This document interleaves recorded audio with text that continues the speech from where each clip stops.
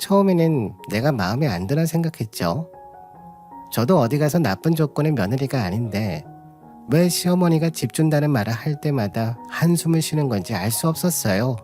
하지만 이번에 저희 부모님이 중형 세단을 사주신다고 다음 주에 계약하러 갈 거다 하니 표정이 너무나도 안 좋아지시더라고요.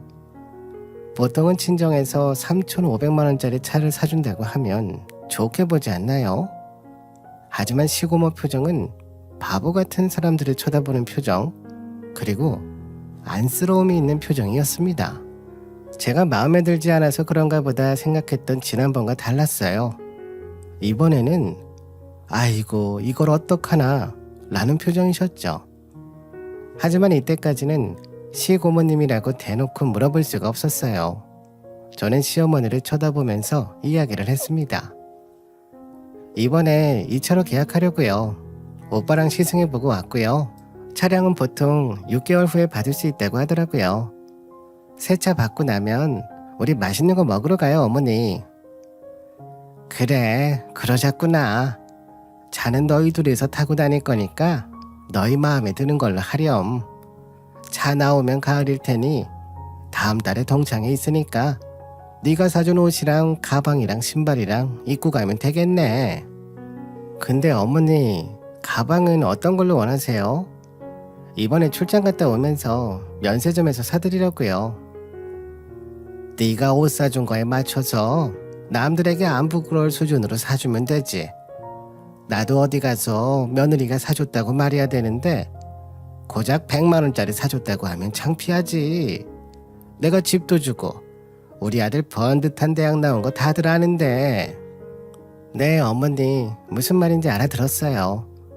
어머니가 저희 살집 해주셔서 얼마나 고민이 줄었는지 몰라요. 주변에 결혼하는 친구들이 다들 집 때문에 고민이 많더라고요. 그래, 나 같은 시어머니 없다. 그러니 나한테 잘해야 돼. 너희 아버지는 부동산 이런 것도 잘 모르고 아무것도 모르시는 분인데 내가 다 갭 투자해서 산 거야. 시어머니는 재산이 다 부동산에 묶여 있어서 지금은 돈이 없다고 하셨어요. 그렇지만 지금 집도 저희에게 주는 집도 다 시어머니가 투자해서 사신 거라고 말씀하시면서 지금 이만큼 살 수 있었던 건 시어머니의 부동산 투자 때문이라고 거듭 말씀하셨죠. 그래서 저는 정말 그런 줄로만 알았어요. 시어머니는 늘 집을 주시는 것과 아들이 좋은 대학에 나오신 걸 강조하셨어요. 내가 열심히 뒷바라지해서 아들 명문대 나오게 했다는 게 어머니의 자부심이었습니다.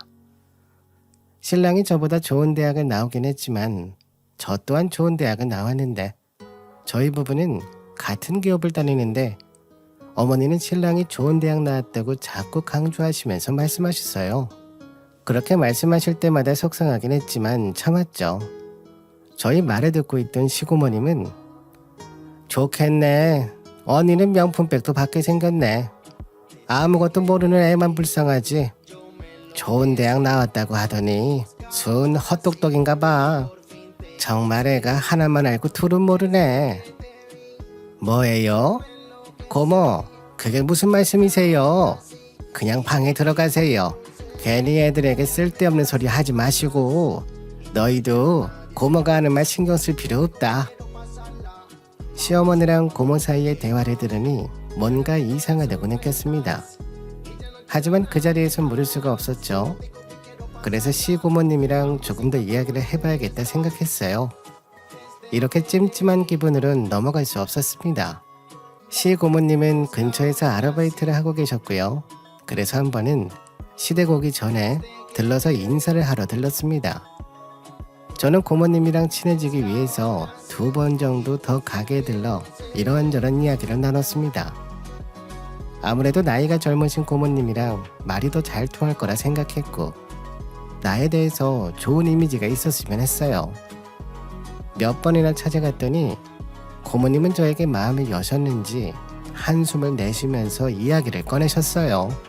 근데 신혼집은 가봤어? 지금 그거 받는다고 저렇게들 난린 것 같은데 가서 다 살펴보고 그런 거 만든 거지? 왜요, 고모님? 신혼집에 무슨 문제라도 있나요? 어머님이 도배만 새로 하면 된다고 하셨는데요. 아니 그런 게 아니라 에휴 내가 알면 안 되는 걸 알아서 그렇지. 괜히 내가 분란만 만들까봐. 에휴 생각할수록 짜증만 나. 저는 고모님이 왜 이런 말씀을 하시는지 왜 그런 눈빛으로 저를 보시는지 알고 싶어서 더 깊이 물어봤어요.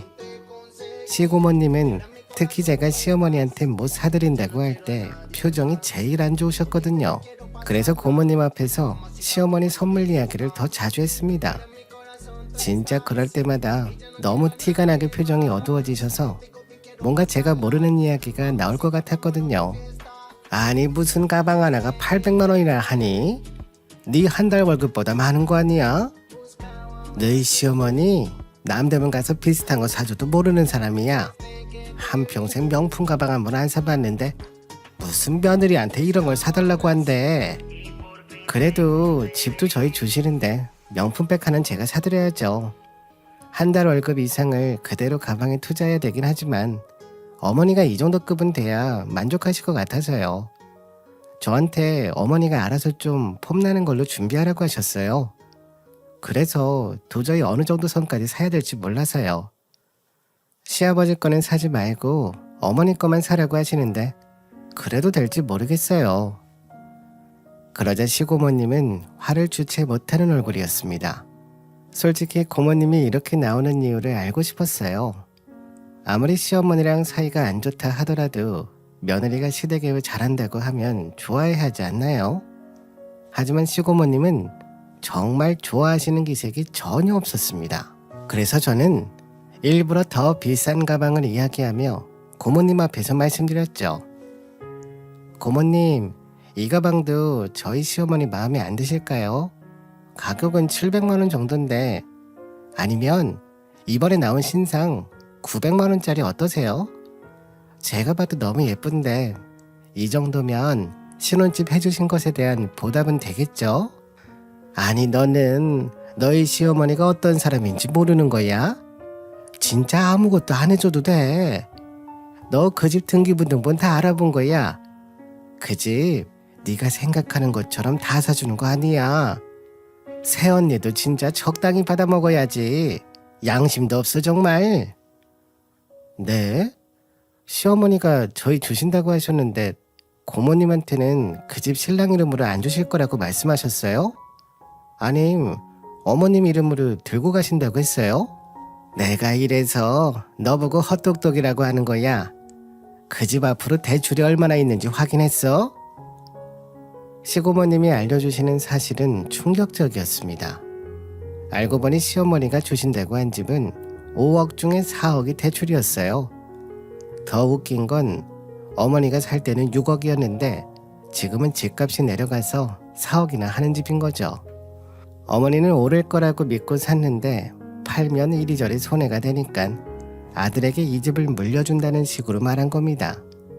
결국은 시어머니는 저희에게 해주신 게 아무것도 없는 거죠. 나도 딸이 하나 있어.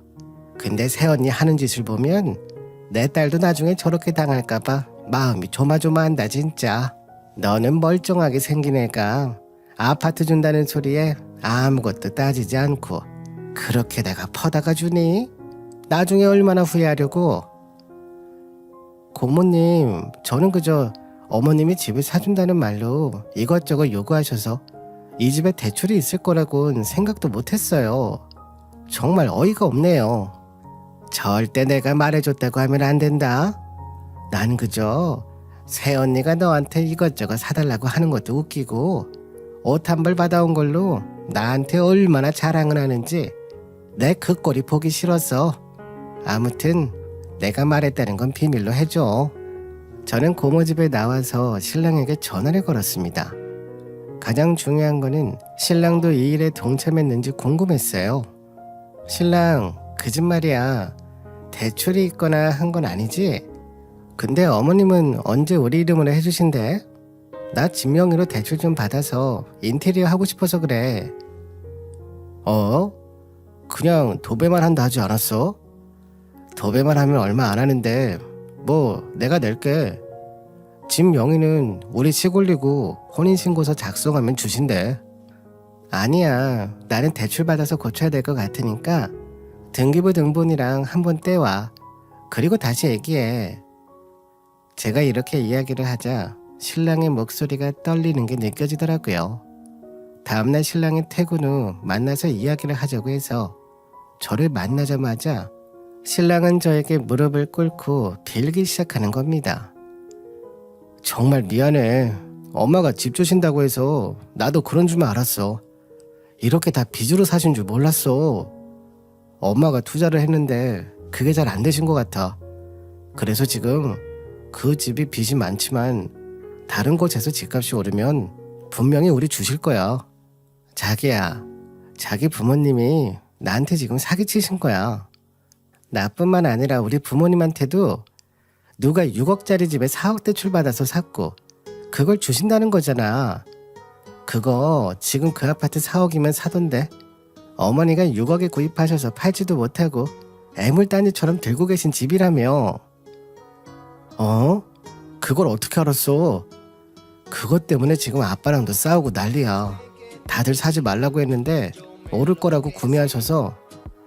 근데 진짜 곧 오를 거니까 그냥 아무 일 없던 것처럼 결혼하면 안 돼? 당신 정말 이기적이구나. 왜 집 사주신다고 내 앞에서 백화점 가서 옷 사달라 하고 이번에는 100만원대 가방은 부끄러우니까 알아서 좋은 걸로 사오라고 하고.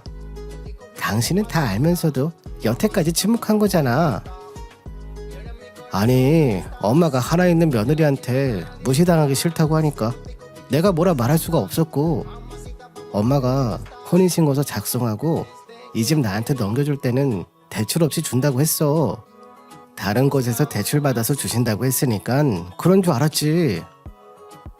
당신이 제일 나빠. 모든 걸 알면서도 지금도 끝까지 시어머니 편드는 당신을 내가 뭘 믿고 결혼하니? 당신이랑 나는 여기서 그만해야 될 것 같아. 신랑은 시어머니 편만 들면서 자기 엄마가 줄 거라고 믿더라고요. 하지만 요즘 부동산 경기 아시죠? 시어머니는 최고점에 들어가신 것 같은데 그러면 당연히 몇 년간은 물려있을 건데 그러면서 온갖 생색은 다 내시고 저를 벌써부터 며느리는 자기 말을 잘 듣는 사람으로 생각하시면서 일 시키려고 하는 게 화가 났습니다. 상견례 때도 집을 주신다는 이유로 저희 집 기죽이려고 생색을 엄청 내셨어요. 신랑도 이 모든 걸 알면서 아무 말도 안 했다는 사실이 나를 기만한 거라 생각했습니다. 오히려 시어머니한테 잡혀 사는 내 모습이 사이좋은 모습이라 생각하는 걸 보고 바로 정이 떨어져서 헤어지기로 결심했어요. 저는 그날 저녁에 친정 부모님께 이 사실을 말했고요. 두 분 다 너무 어이가 없어서 말이 안 나온다며 사람이 그렇게 감쪽같이 속일 수 있냐고 하시더라고요. 아니 이게 무슨 말이야. 집을 사주는데 대출이 낸 집을 사주는 건 사주는 게 아니잖아.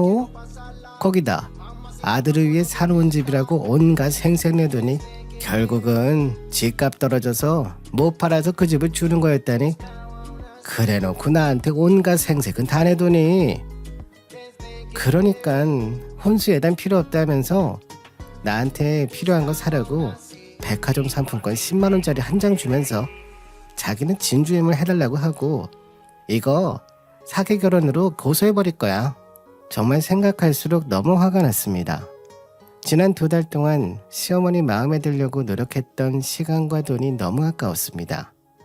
나를 얼마나 우습게 본 건지 신랑도 저랑 결혼하고 싶어서 그랬다는 거짓말로 절 기만하려고 한 게 용서가 되지 않더라고요.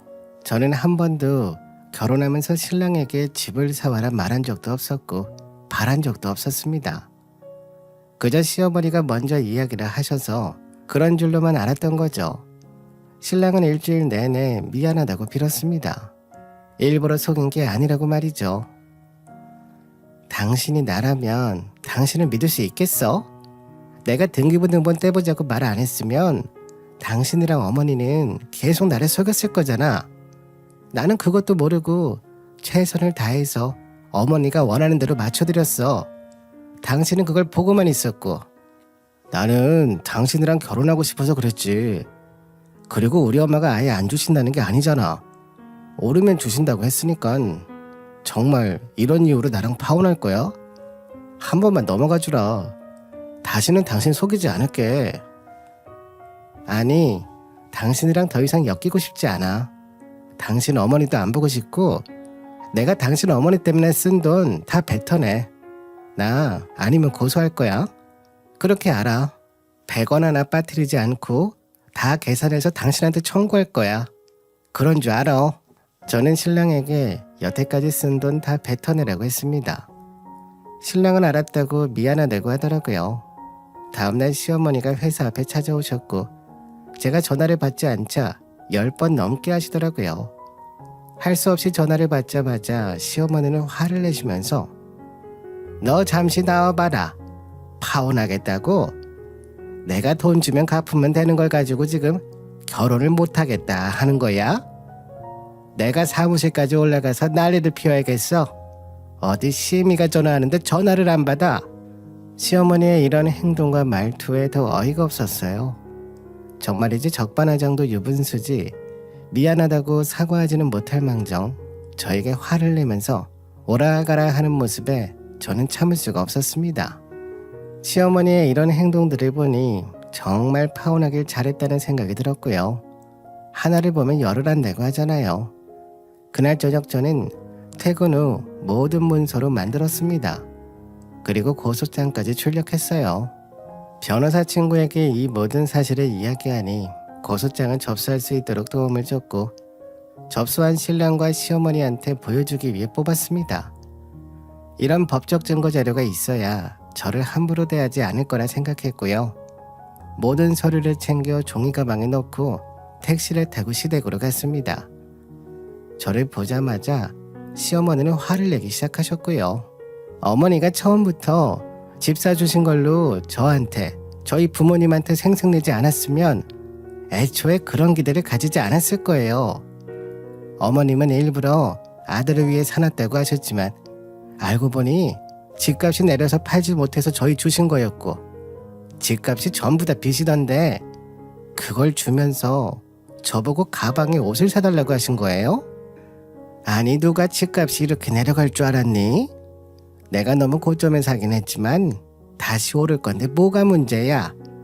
그리고 그거라도 주면 감사합니다 해야 되는 거 아니야? 4억 신랑 이름으로 빚이 생기면 그게 왜 사주신 거죠? 어머님 그동안 집 사주신 걸로 저한테 전화해서 친구들 시이모님들 밥값 계산하라고 하신 거 그리고 백화점에서 옷 사달라고 하셔서 옷이랑 구두랑 사드린 거 이번에 가방까지 사드린 것까지 다 청구할 거예요. 정말 너 우리 아들 파혼시킬 거야? 너 정말 돈 보고 결혼했구나. 나도 너 같은 며느리 필요 없다. 예단예불 한 것도 없으니 다 없던 일로 하자. 당장 나가거라. 저는 그 소리에 큰 종이 가방을 시어머니 앞으로 드렸습니다. 시어머니는 이게 뭐니 하면서 보시더니 사색이 되더라고요. 저는 고소장 피해보상까지 해서 신랑한테 청구했습니다. 저랑 시어머니랑 싸우는 도중에도 한숨만 쉬고 있던 신랑이었고요. 그런 모습에 더 화가 났고요. 시어머니가 이러면 엄마 먼저 사과하세요 라고 할 만도 한데 신랑은 한 번도 제 편을 들지 않았습니다. 이런 사람이랑 결혼할 생각을 했던 제가 어리석었죠. 그동안 어머님 앞으로 들어간 돈들 하나하나 계산했고요. 제 시간들, 제 노력들, 그리고 자동차 계약금부터 스튜디오 예식장에 든 예약금 전부 청구했어요. 저한테 그 돈 입금 안 해주시면 저 이거 회사 사내 공고문에 올릴 거예요. 아니 그럼 뭐 넌 좋을 줄 알아?